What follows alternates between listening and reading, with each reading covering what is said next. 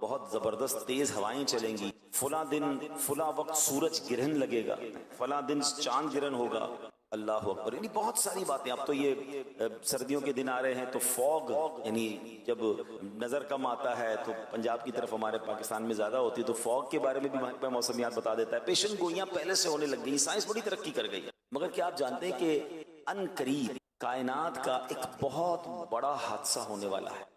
کوئی سائنس، کوئی ٹیکنالوجی، کوئی ریڈار، کوئی سیٹلائٹ، کوئی بھی اس حادثے کا پیشگی یعنی تھوڑا پہلے بھی اشارہ بھی نہیں دے سکے. پتہ کسی کو نہیں چلے گا کہ یہ اتنا بڑا حادثہ، جیسا اتنا بڑا حادثہ کبھی بھی نہیں ہوا.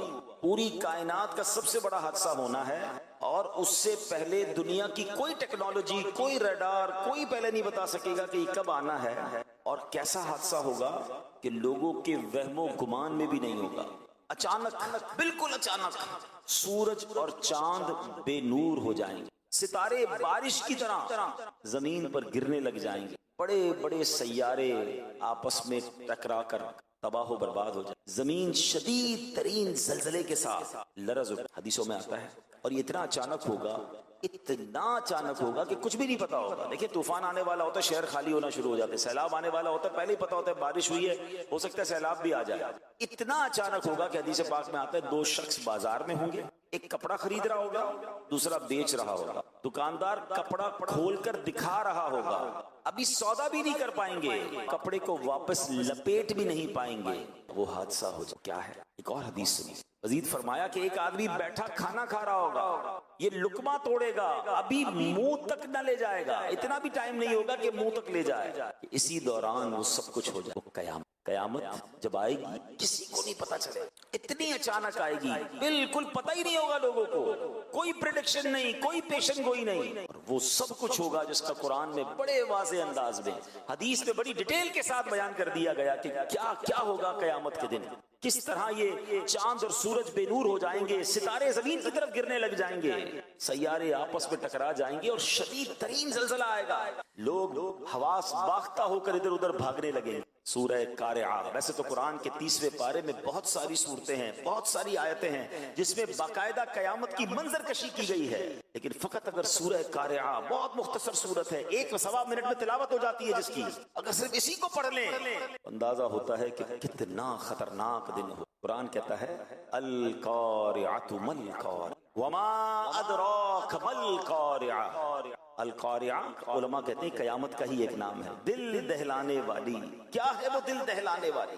تم نے کیا جانا وہ کیا ہے دل دہلانے والی؟ اب اس کے بعد قرآن کہتا ہے یوم یکون الناس کالفراش المبثوث وتکون الجبال کالعہن المنفوش. فرمایا آدمی ایسے دوڑ رہے ہوں گے جیسے پھیلے پتنگے. بارش میں آپ نے دیکھا ہوگا کہ جب بارش ہوتی ہے اور پتنگے نکلتے ہیں تو وہ کسی بھی لائٹ کے قریب یا کسی بھی جگہ آپس میں اس طرح اڑ رہے ہوتے ہیں کہ ٹکرا رہے ہوتے ہیں، کسی کو ڈائریکشن نہیں پتا ہوتی، کوئی ادھر بھاگ رہا ہوگا، کوئی ادھر بھاگ رہا ہوگا، سمجھ نہیں پڑ رہی ہوگی. اور پہاڑوں کا عالم کیا ہوگا؟ وَتَكُونُ الْجِبَالُ كَالْعِهْنِ الْمَنفُوشِ. کہا پہاڑ ایسے ہوں گے جیسے دھنکی ہوئی اون. آپ نے دیکھا ہوگا کوئی رضائی جب بنا رہا ہوتا ہے اون کے گالے اڑتے ہیں، جب رضائی بنا کر وہ ڈنڈا وغیرہ مارتا ہے آپ نے دیکھا ہوگا اون اڑتی ہے. فرمایا ایسے پہاڑ اڑ رہے ہوں گے. سوچئے کیسا منظر ہوگا، کتنا خوف ہوگا، کتنا شور ہوگا، کیسا زلزلہ ہوگا. یہ قرآن نے منظر کشی کی ہے. پھر آگے بتایا کہ اعمال تولے جائیں گے، نیکوکار تو چین میں ہوں گے اور گناہگار جہنم میں ڈالے جائیں گے. میرا آج کا جو ٹاپک ہے وہ قیامت کیسے قائم ہوگی اس کی ڈیٹیل نہیں ہے. آج ٹاپک یہ ہے کہ قیامت آئے گی کب، قیامت آنی کب ہے. آئیے یہی سوال سرکار دو عالم صلی اللہ علیہ وسلم سے کیا گیا. یہ بڑا دلچسپ سوال ہے، پرکشش سوال ہے. بہت سارے لوگ یہ سوال پوچھتے رہتے ہیں، اس کی کھوج میں لگے رہتے ہیں. آج قیامت کس مہینے آئے گی، کس دن آئے گی، کس تاریخ آئے گی، وہ بھی میں نے بیان کیا. اگر غور سے آپ نے سنا، نبی پاک سے سوال ہوا، پیارے آقا علیہ السلام سے سوال پوچھا گیا کہ قیامت کب آئے گی. قرآن کریم میں یہی ہے، یہ کوسچن بھی ہے. قرآن میں فرمایا یسألونک عن الساعۃ ایان مرساہا. آپ سے قیامت کے متعلق سوال کرتے ہیں کہ اس کے قائم ہونے کا وقت کب ہے. سبحان اللہ. اس سوال کا جواب رب کریم نے قرآن میں کیا ارشاد فرمایا، لا تأتیکم الا بغتہ. آسان ترجمہ قرآن کنز العرفان، تم پر وہ اچانک ہی آ جائے گی. قیامت سے پہلے کوئی اناؤنسمنٹ نہیں ہوگا، کوئی پریڈکشن نہیں ہوگی، کچھ بھی نہیں ہوگا. مگر ایک چیز پتا چل رہی ہے کہ قیامت جب آئے گی تو لوگ غفلت میں ہوں گے. ابھی آپ نے سنا نا کہ کوئی کھانا کھا رہا ہوگا, کوئی کپڑا لے رہا ہوگا, پتہ بھی نہیں ہوگا. ایوری بڈی وہ اپنی چیزوں میں مشغول ہوں گے, غفلت میں ہوں گے. جب لوگ اس سے بالکل غافل ہوں گے, اپنی مصروفیت میں ہوں گے, دنیاوی لگن میں ہوں گے, کاموں میں مگن ہوں گے, قیامت کی طرف دھیان ہی نہیں ہوگا, اس وقت قیامت آ جائے گی. غور کریں, کیا آج ایسا وقت نہیں ہے؟ کس کو فکر ہے قیامت کی؟ کون تیاری میں لگا ہے قیامت؟ آج تو لوگ ایسے جی رہے ہیں جیسے مرنا ہی نہیں ہے. پلاننگز ہیں, ڈیٹیلز ہیں, شیڈیولز ہیں. کل یہ کرنا ہے, پرسوں یہ کرنا ہے, اس سال یہ ٹارگٹ اچیو کرنا ہے, 5 سال میں یہ کرنا ہے, 10 سال میں یہ کرنا ہے. ان سے پوچھو سب کچھ کرنا ہے, مرنا بھی ہے کہ نہیں؟ سب کچھ تیاریاں ہیں کہ اتنا کمانا ہے, یہ چیزیں حاصل کرنی ہے, دنیا کے یہ ملک دیکھنے ہیں, فلا فلا کام کرنا ہے. اگر اس پوری پلاننگ میں موت کہاں ہے؟ اگر بیچ میں سے مجھے اٹھا لیا گیا, میں دنیا سے چلا گیا, تو پھر کیا ہوگا؟ کیا اس کی تیاری ہے؟ قبر کی تیاری ہے, آخرت کی تیاری ہے, قیامت کی تیاری ہے؟ ساری زندگی کھیل کود, دنیا کے مزے. بڑی تعداد اس وقت دنیا میں ایسے جی رہی ہے کہ نہ آخرت کی فکر ہے, نہ قبر کی فکر ہے, نہ قیامت. اعلیٰ حضرت کہتے ہیں نا, دن لہو میں کھونا تجھے, شب صبح تک سونا تجھے. یعنی دن کھیل کود میں گزارنا ہے, رات سونے میں گزارنی ہے. نہ نمازیں ہیں, نہ عبادت ہے, نہ تلاوت ہے, نہ خوف خدا ہے. دن لہو میں کھونا تجھے, شب صبح تک سونا تجھے. شرم نبی خوف خدا یہ بھی نہیں, وہ بھی نہیں. کوئی ٹینشن, کوئی فکر, کوئی خوف خدا نہیں. اب آئی کچھ بزرگوں کے واقعات سنیں. ان کو قیامت کا کیسا خیال تھا. عبادت گزار تھے, نیکوکار تھے, مگر کس طرح لرزتے تھے, کس طرح فکر تھی انہیں اس دن کی. سید احمد حرب رحمت اللہ تعالی علیہ, اللہ پاک کے نیک بندے تھے. آپ ساری رات جاگتے رہتے, عبادت کرتے رہتے. بعض دفعہ لوگ اصرار کرتے, یعنی بار بار کہتے کہ آپ سو جائیے, کچھ دیر آرام کر لیجئے. آپ فرماتے جس کے لیے جہنم دہکائی جا رہی, جنت سجائی جا رہی ہو, مگر وہ نہ جانتا ہو کہ اس کا ٹھکانہ کہاں ہے, جہنم میں جانا ہے یا جنت ٹھکانہ ہے, بھلا اس کو نیند کیسے آ سکتی؟ آپ سوچئے فکر کیسی ہے کہ یا تو جنت میں جانا ہے یا دوزخ میں جانا ہے. There is no third way. کوئی تیسرا راستہ تو نہیں ہے نا. دنیا سے جو بھی جائے گا یا تو جنت میں جائے گا یا جہنم میں جائے گا.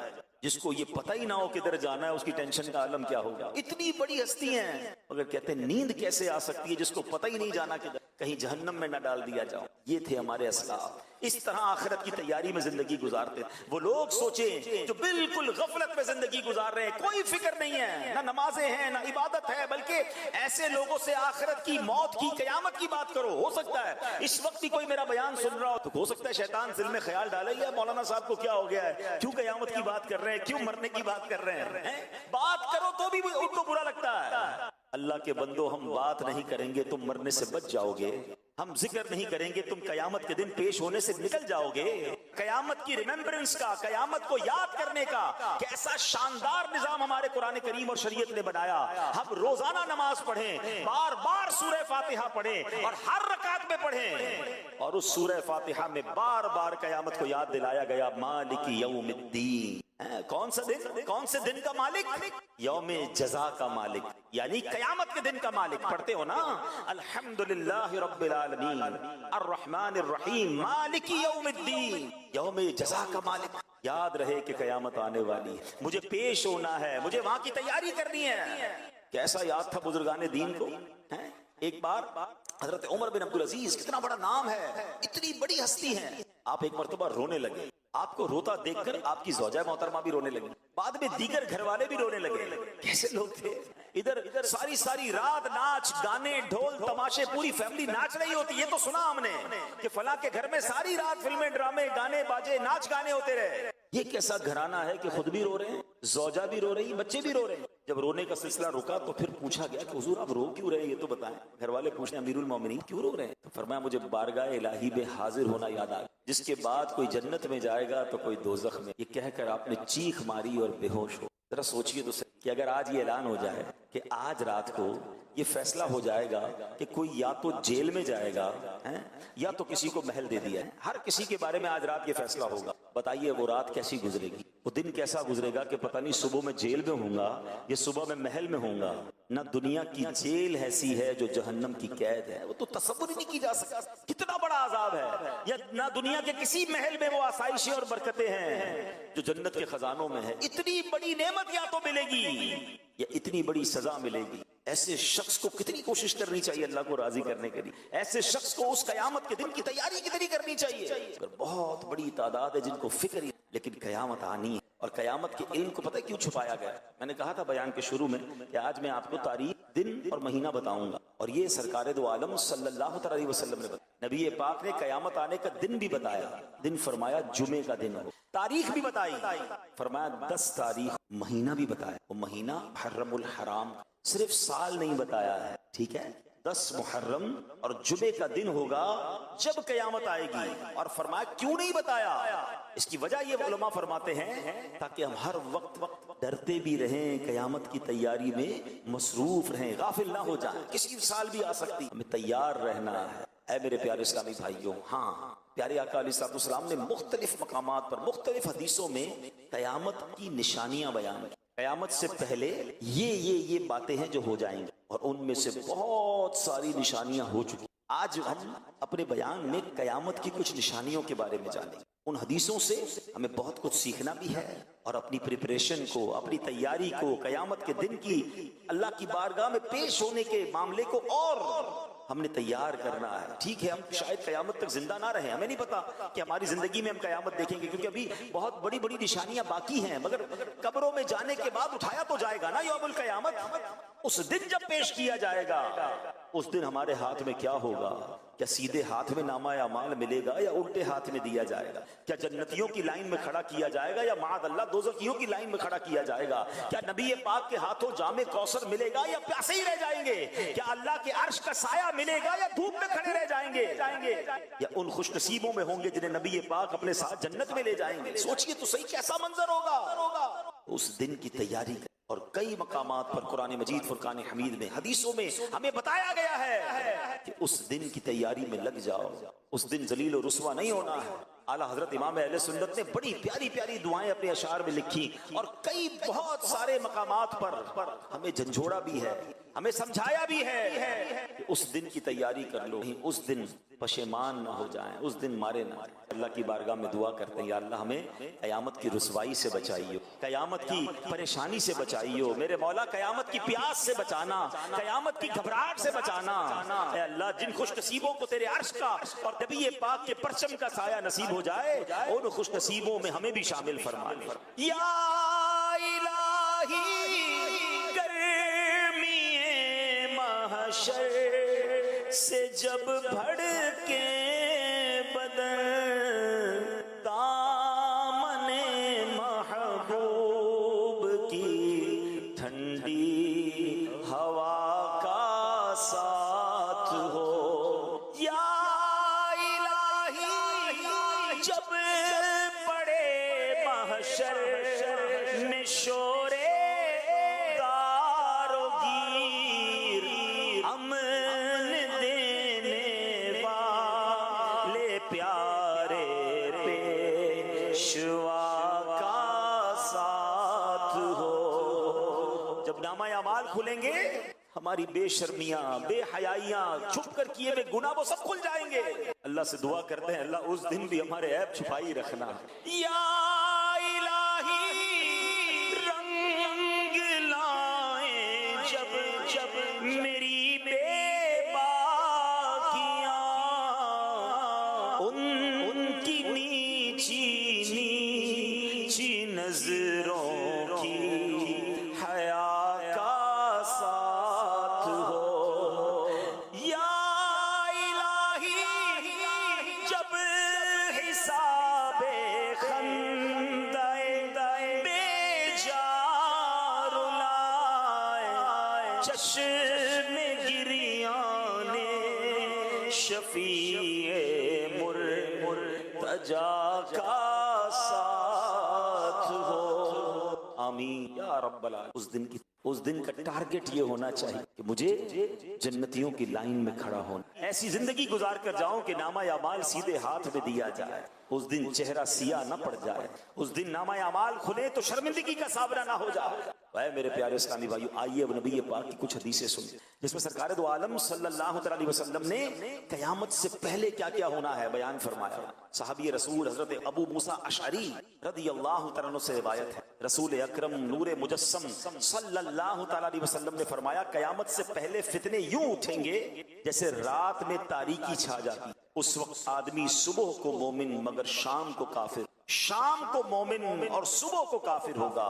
اس دور میں بیٹھا شخص کھڑے ہوئے سے، کھڑا ہوا چلنے والے سے، اور چلنے والا دوڑنے والے سے بہتر ہو۔ یعنی پیارے اسلامی بھائیوں بتایا کہ ایک نشانی یہ ہے کہ فتنوں کی کثرت ہوگی، اتنی کثرت ہوگی، اللہ اکبر۔ اب یہ نشانی کیسے نظر آ رہی؟ پوری آب و تاب سے یہ نشانی پوری ہوتے ہوئے نظر آ رہی ہے۔ کتنے فتنے ہیں، اللہ اکبر۔ کہیں لا دینیت کا فتنہ ہے، کہیں جناب اسلام کے خلاف سازشیں ہو رہی ہیں، کہیں مسلمانوں کو غیر مسلم بنانے کی پلاننگ ہو رہی ہے، مسلمان بچوں کے دین و ایمان پر کہیں اسکول کالجز میں نصاب کے ذریعے حملے ہو رہے ہیں، دہریت کو پھیلایا جا رہا ہے، معاذ اللہ۔ کہیں اسلام کا نام لینے والے ختم نبوت کے بارے میں جناب لوگوں کا ذہن خراب کرنے کی کوشش کر رہے ہیں، کہیں ایسے ہیں جو کلمہ تو پڑھتے ہیں مگر صحابہ کے خلاف باتیں کرتے نظر آ رہے ہیں، کہیں ایسے ہیں جو کلمہ پڑھتے ہیں مگر اہل بیت اطہار کے خلاف بات کرتے نظر آ رہے ہیں۔ اللہ اکبر۔ اسلامی لبادہ ہے، بات قرآن و حدیث کی کر رہے ہیں اور ایمان پر ڈاکہ ڈالنے کی کوشش ہو رہی ہے۔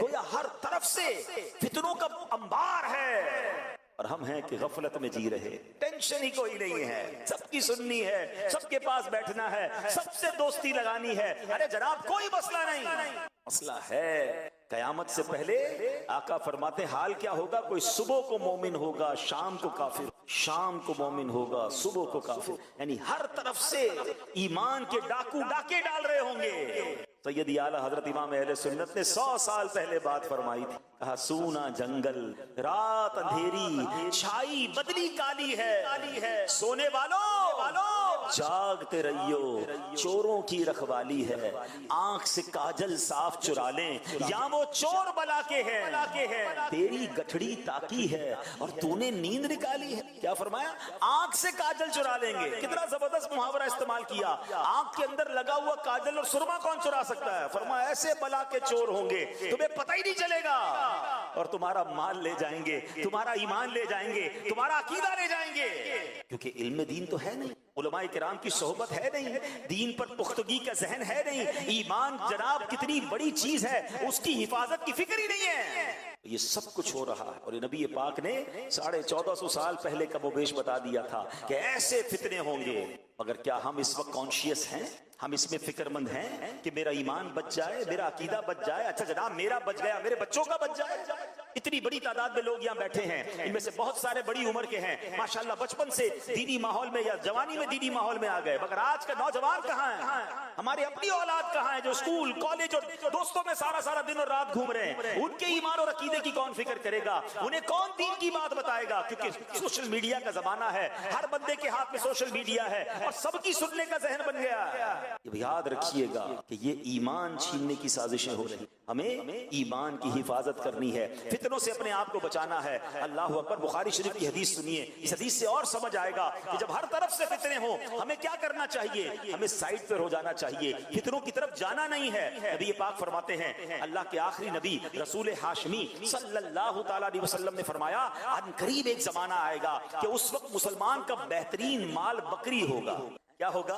بکری ہوگا، تاکہ بکریاں لے کر پہاڑوں اور بارش کی جگہوں کی طرف نکل جائے اور فتنوں سے اپنا ایمان بچا لے۔ اللہ اکبر۔ اس حدیث کے تحت علماء فرماتے ہیں اس کا مطلب یہ ہے کہ کچھ بکریاں ہوں غاروں کی طرف جائے، وہیں بکریاں چرائے، اسی کے دودھ سے اپنا گزارا کرے اور اپنا ایمان بچا لے، یعنی فتنوں والی جگہ سے دور چلا جائے۔ اللہ اکبر۔ اب اس سے ہمیں آج کے دور میں کیا سیکھنے کو مل رہا ہے کہ جہاں فتنہ ہے، جہاں ایمان کے جناب خلاف سازشیں ہیں، وہاں ہمیں جانا نہیں ہے۔ ہمیں اس گلی میں کیوں جانا ہے کہ جناب وہاں دین چھیننے کا، عقیدہ چھیننے کا ڈر ہے؟ مگر کہتے نہیں جناب میں فلاں کو ذرا سرچ تو کروں، اسے تو سنوں، اس کی گلی میں جاؤں، اس کی بات تو سنوں، حدیث کیا کہہ رہی ہے کہ بکریاں لے کر بندہ اکیلا چلا جائے، ایمان بچا لے۔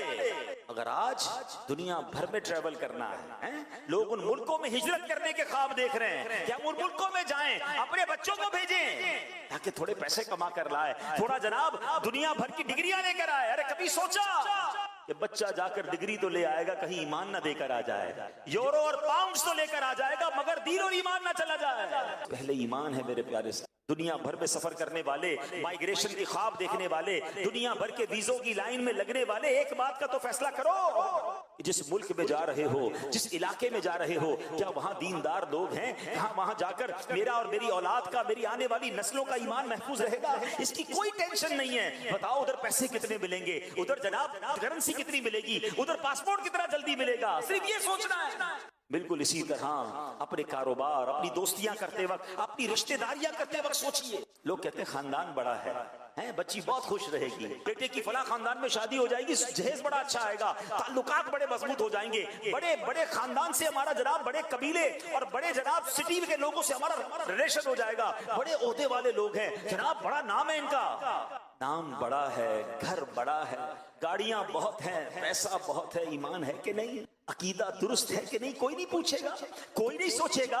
اپنی بیٹی جس کے ہاتھ میں دے رہے ہو، جس خاندان والوں کے ساتھ رشتہ کر رہے ہو، کبھی سوچا کہ ان کا عقیدہ، صحابہ، اہل بیت، خود نبی پاک اور اللہ کے بارے میں کیا ہے؟ ارے کماتے بہت ہیں. کون چیک کرے گا کہ حلال کماتے ہیں یا حرام کماتے ہیں؟ اگر سود کا کام کرنے والا ہے تو اللہ سے جنگ کرنے والا ہے نا. حدیثوں میں سود کا کام کرنے والا کون ہے؟ جیسے اس نے اللہ سے جنگ کی. ارے جو رب سے جنگ کر رہا ہے تم اس سے رشتہ کر رہے ہو، اس نے تو برباد ہونا ہے.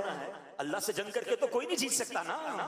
کسی کو کوئی ٹینشن نہیں ہے. دنیا کا منصب، دنیا کا پیسہ، دنیا کا نام، جناب فیم چاہیے. پتہ ہے میرا رشتہ کس سے ہو گیا ہے؟ یہ بات کرنی ہے، یہ نام چاہیے. ایمان کی فکر کون نہ کرو ایسا.